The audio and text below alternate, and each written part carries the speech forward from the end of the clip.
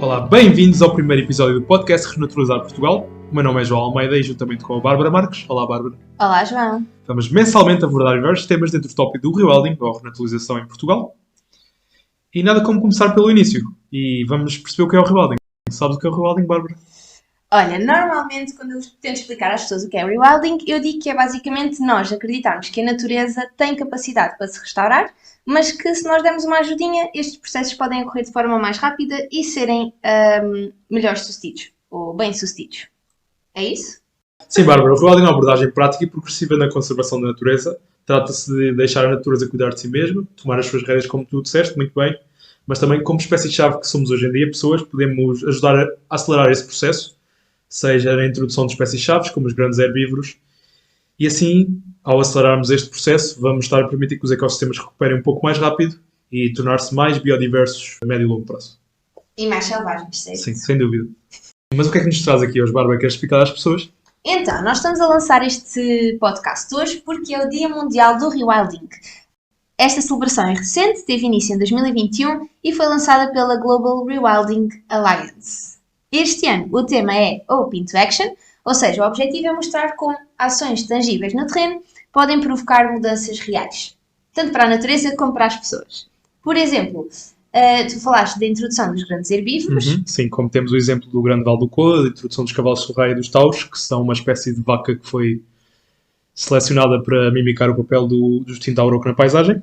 Exatamente. E o que esta introdução permite é que haja uma maior ou uma melhor gestão e manutenção das vegetações, cria-se uma paisagem de mosaicos e assim diminuímos o risco de incêndios e beneficiamos muitas outras espécies de animais e de plantas. Então, e o rewilding tem alguns pontos-chave que nós podíamos falar aqui hoje. Queres Sim, começar? Bárbara, posso começar pela, talvez, a esperança e o propósito, que é o que talvez me cativa mais do rewilding, que é inspirar-nos numa paisagem do passado e podemos perceber que espécies tínhamos no passado. Não vamos trazer mamutos, isso é só um bocado tonto, mas talvez, como eu tinha explicado há bocado com os tauros e com os cavalos Sorraia, em regime semi-selvagem, tentar replicar o auroque e o tarpão, que era o cavalo selvagem que tínhamos na Península Ibérica no passado, e ao pegar nessas espécies, tentarmos restaurar as paisagens no presente para tornar essa paisagem mais resiliente para o futuro, e é um dos pontos-chave que eu mais gosto no rewilding. Ok, isso é interessante porque nos dá mais esperança para um futuro mais seguro, ou um futuro melhor, uma vez que nós dependemos da natureza para sobreviver. Sem dúvida, Bárbara. Outro dos pontos que eu quero tocar aqui é oferecer soluções de base natural. Aqui talvez o exemplo mais perfeito seja o castor, apesar de ainda não termos no nosso país. Ainda.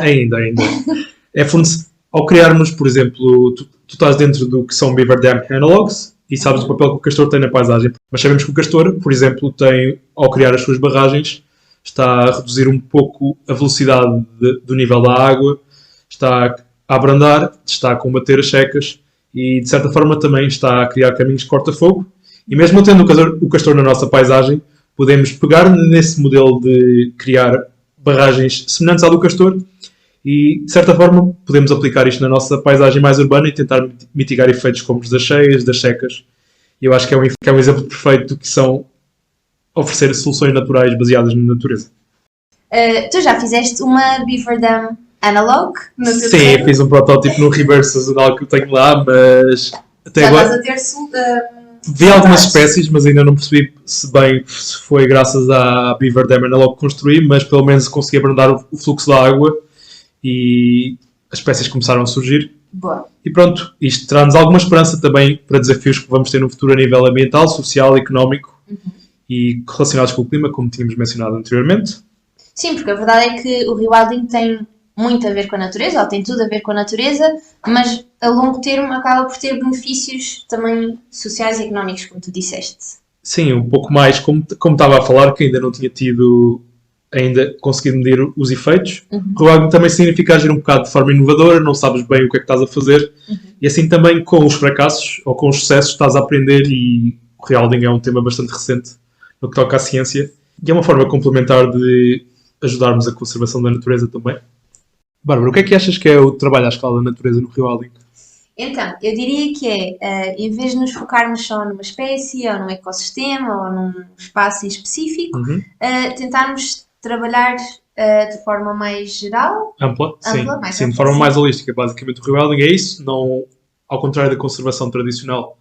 Não se foca tanto numa espécie ou num tipo de ecossistema para beneficiar uma espécie em si, mas restaurar funções de ecossistema em escala e assim, em vez de estás a promover esse ecossistema para uma espécie em específico, estás a promover uma paisagem mais biodiversa que possa beneficiar outras espécies.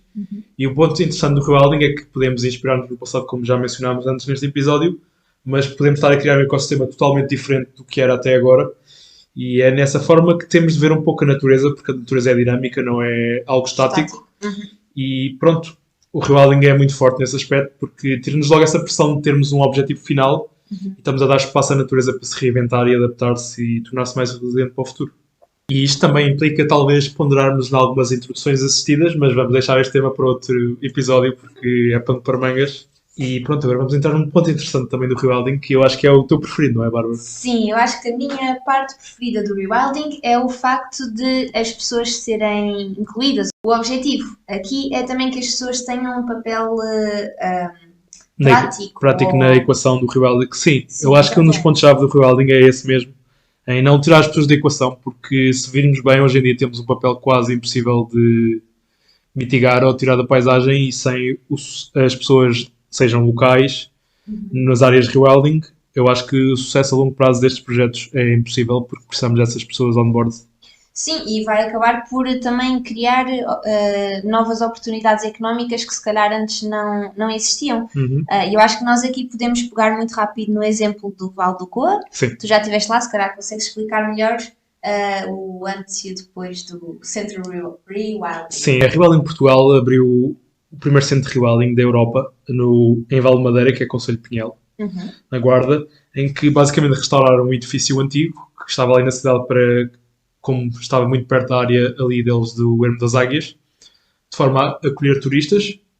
Mas a parte engraçada é que também, com o Covid, acabaram por fechar o único café nessa aldeia e a Rewilding viu que uma oportunidade de envolver também a comunidade local e abriram um café e agora é um sítio onde as pessoas ali da aldeia, ainda que não sejam muitas, de poderem conviver e continuarem a ter este convívio diário. Por isso, a parte aqui social no rewilding também é muito importante e muitas vezes não é falada, mas se calhar é tão ou mais importante que a parte mais de ambiente. Sim, e isto também acaba por criar uma oportunidade para mostrar que o rewilding, para desmistificar certos temas, como achar que o rewilding é só introduzir espécies como os lobos ou como os ursos. Sem dúvida. Muitas vezes ficamos nos predadores, mas o rewilding, eu acho que a meu ver, é talvez dos setores que pode mais, a nível económico e social, ajudar o interior do país, porque, pelo que eu vejo, nós tentamos adaptar muito o modelo económico do litoral para o interior. Eu acho que não é por aí o caminho, mas isso, se calhar, é a minha opinião, é pessoal. E acredito que o rewilding, tanto seja como turismo de natureza, promover uma economia local com produtos que sejam apoiados por práticas rewilding, pode trazer imensos benefícios para o interior do país. Mas isto é outro tema para outro episódio quase, Bárbara, não é? Concordas comigo? É verdade. Este episódio é suposto ser mais de introdução ao tema. Sim. Já que falaste em predadores, Bárbara, que é um tema um bocado controverso, queres falar de um exemplo perfeito que podemos perceber que o rewilding funciona porque aconteceu em 1995? Sim, então, eu acho que este é um dos meus exemplos preferidos porque, lá está, eu acho que quando falamos de rewilding as pessoas pensam logo em predadores e eu li este exemplo a primeira vez num livro que é The Secret Network of Nature, acho eu. E também há um vídeo, não é? Sim, temos um vídeo no YouTube, eu já vou dizer o nome do vídeo, mas sim, te explico. Ok, em que basicamente os lobos existiam em abundância em Yellowstone, no Parque Natural de Yellowstone. Sim, nos Estados Unidos. Exatamente, mas eles eram constantemente caçados pelos humanos. E acabaram por ser erradicados. Exatamente. Isto sendo que na década de 1930 já estavam completamente extintos. E depois, em 95, como tu disseste, os lobos foram reintroduzidos no Parque Natural de... Mas o que é que aconteceu entre esse espaço temporal, Bárbara? Ao ter extinguido o lobo, a população de veados aumentou e quando tens uma população muito alta de herbívoros porque não têm predadores naturais, acabam por... O comportamento desses veados acaba por mudar um bocado e passam muito tempo no mesmo sítio, que é o oposto que eles devem fazer graças à ecologia do medo. E acabam por não permitir às plantas voltarem a regenerar e não crescer, e aí o ecossistema entrou numa cadeia de quase colapso e perderam-se muitas espécies, as aves basicamente desapareceram. Não tinhas praticamente árvores também porque os veados comiam tudo porque a população era muito alta. E depois os pequenos predadores, tirando umas espécies mais generalistas, também acabaram por desaparecer porque as suas presas não deixaram de existir. E talvez o que foi o primeiro parque nacional dos Estados Unidos passou de um habitat ou de um ecossistema bastante biodiverso para um ecossistema que acabou por colapsar. Mas umas décadas depois tudo mudou, Bárbara, não foi? Exatamente. Em 95, como tu disseste, foi também o ano em que nós nascemos. Em 95, os lobos foram reintroduzidos no Parque Nacional de Yellowstone e o objetivo era mesmo restaurar esse equilíbrio ecológico que se tinha perdido. Portanto, estes lobos já estavam a prosperar noutras áreas, como no Canadá e em Montana, e foram então libertados em Yellowstone. E a partir daqui começaram então a ver-se alterações no ecossistema, como era esperado, sendo que a maior delas, ou a principal, foi a regulação dessas espécies de presas como os alces e os veados. O facto de os lobos terem voltado ao parque e de ter diminuído essas populações fez com que estas espécies evitassem certas áreas onde os lobos estavam mais presentes, eram mais abundantes, e isso fez com que certas vegetações que os alces e os veados, etc., comiam ou se alimentavam, começassem a regenerar-se. Sim, tiveram tempo para compensar e regenerar. Exatamente. E isto acabou por criar um efeito de cascata ou de bola de neve. Sim. Exatamente, neste ecossistema. E o que se costuma dizer é que a introdução dos lobos, ou a reintrodução dos lobos, fez com que o curso dos rios mudasse. Sim, porque graças a essa introdução dos lobos, as árvores começaram a voltar a crescer nas zonas ripícolas, junto aos rios, e acabaram as espécies por voltar como o castor. Como já falámos anteriormente, o castor é uma espécie-chave que beneficia muito os ecossistemas e começaram a aparecer outras espécies. E de certa forma teve esse efeito de cascata trófica, bola de neve, como tu mencionaste, e o ecossistema recuperou. Está estudado e talvez é um dos maiores exemplos que temos em que a introdução de espécies-chave como o lobo e o rewilding funciona, e é um exemplo que traz esperança do que é que pode ser o futuro. Sim, e às vezes, lá está, esta ideia de reintrodução ou de introdução de espécies predadoras não é muito bem vista, porque também é necessário um bocadinho de educação. Eu acho que a educação é importante, mas também temos de desmistificar a parte... Ok, esses predadores estiveram presentes, por exemplo, no nosso caso, na nossa paisagem em Portugal.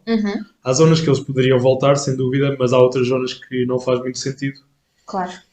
E pronto, aí é um trabalho muito complexo nessa parte da educação, porque nós, seres humanos, como sabemos, não sabemos lidar muito bem com predadores, mas temos de perceber que em certas áreas eles são precisos e fazem parte do ecossistema, e eu acho que aí precisamos mesmo de um trabalho de coexistência. E esse também é um dos papéis do rewilding. Sim, sem dúvida. E pronto, vamos ver o que é que acontece nas próximas décadas, mas para já o movimento rewilding está mais focado em restaurar outros tipos de processos em Portugal, como sabes, fazemos muitas caminhadas e fazemos muitos road trips, não vemos praticamente herbívoros na paisagem. E esse é um dos pontos-chave que talvez o rewilding em Portugal deva tocar, e está a começar a tocar, é trazer esses herbívoros de volta, sejam em formas de mesmo espécies selvagens, como o veado vermelho, ou a introdução de cavalos, como falámos, e de vacas, como tauros ou outras vacas de raças autóctones, e tentar mimicar esse papel deles na paisagem e tentar mitigar também um bocado o problema que temos no nosso país, que é os riscos de incêndios todos os anos. Pois, eu ia dizer isso, Portugal podia beneficiar diretamente com o rewilding, principalmente por causa dos incêndios florestais. Como nós tínhamos já dito, as pessoas fazem parte da equação, e enquanto cidadãos e cidadãos ativos, todos nós podemos fazer alguma coisa, e uma dessas coisas é envolvermos em grupos, em organizações. Tal como nós dissemos no início, nós somos parte dos European Young Rewilders, do qual tu és contacto nacional. Sim, Bárbara. Queres explicar o que é que Tu és uma membro? Sim, os European Young Rewilders são basicamente uma rede de jovens a nível europeu presente em vários países, como Portugal. Existem para tentar facilitar o rewilding no contexto dos jovens e tentar introduzi-los um pouco mais dentro do movimento, porque bem sabemos, os jovens são o futuro de quase tudo.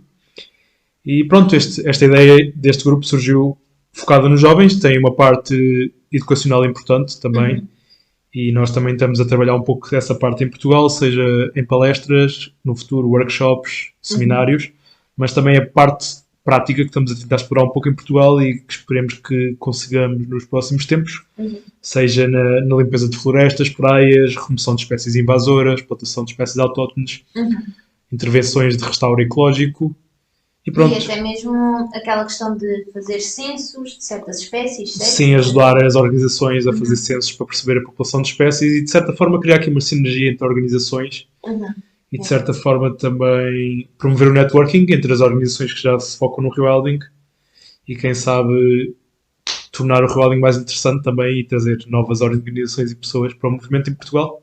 No fundo, o nosso objetivo com este podcast é mesmo levar o rewilding a mais pessoas e mostrar como é que isto pode ser uma ferramenta para tantas coisas, desde combate às alterações climáticas, tornar o nosso planeta mais biodiverso, ajudar as pessoas a ter uma ligação mais forte com a natureza. Facilitar, sem dúvida, a comunicação, seja no rewilding como na conservação da natureza. E acho que o nosso papel passa um pouco por aí, não achas, Bárbara? Eu acho que sim, porque eu li há dias que nós neste momento estamos numa era em que há menos vida selvagem no nosso planeta do que em qualquer outro momento da história, desde que existe raça humana. Sem dúvida. Eu lembro-me de há uns tempos de ter visto no Guardian, até na verdade, em que hoje em dia a vida selvagem é só 4% de toda a massa de animais que temos no planeta e isso é assustador. Exato, é muito assustador. E nós, tal como muita gente, acreditamos que o rewilding pode mesmo ser uma das soluções para mudar inverter um bocado esta maré. Exatamente. E portanto o nosso objetivo é chegar a mais pessoas com essa mensagem. Bem, malta, acho que vamos ficar por aqui. Este episódio já foi um pouco longo, Bárbara, não achas? Concordo. E pronto, foi o nosso primeiro episódio. Espero que tenham gostado. Não se esqueçam de partilhar nas vossas redes sociais, com amigos, com familiares e pessoas interessadas no rewilding. Nós vamos deixar os nossos handles se quiserem em contacto connosco. E também o nome daquele vídeo que falámos sobre os lobos, que se chama How Wolves Change Rivers, ou como que os lobos mudaram os rios. Sim, vamos deixar. Se tiverem alguma dúvida, se houver algum tópico ou alguma espécie que gostassem que nós falássemos. E é isso, malta. Vamos ficar por aqui. Até o próximo mês. Até ao próximo episódio. E vamos renaturalizar Portugal.